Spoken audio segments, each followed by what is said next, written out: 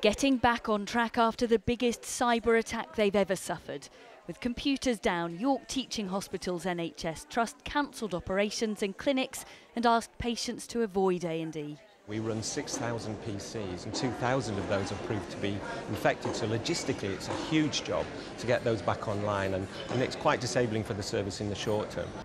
Hundreds of miles away, it was a similar story at the Royal London Hospital, with some outpatients still being turned away this morning. I'd come up here for a scan, and which I have to have normally, and just said cancelled.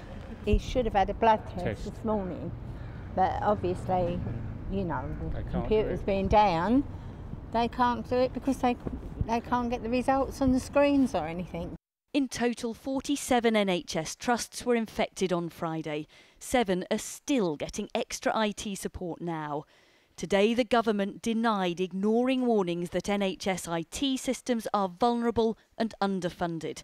The Health Secretary spoke for the first time since the attacks and said we all need to be careful. In particular, making sure that our data is properly backed up and making sure that we are using the software patches, the antivirus patches that are sent out regularly by manufacturers, and these are things that we can all do. The question is why some trusts who had access to that security patch last month hadn't installed it.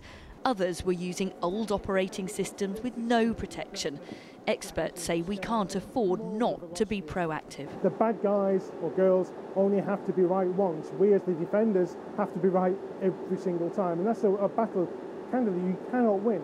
So we have to anticipate that we will be breached. It's certainly been a wake-up call for all those affected. It's believed the stolen computer code was developed by American intelligence agencies as a cyber weapon. The boss of Microsoft even suggested an equivalent scenario with conventional weapons would be the US military having some of its Tomahawk missiles stolen. This time it was the NHS which fell foul.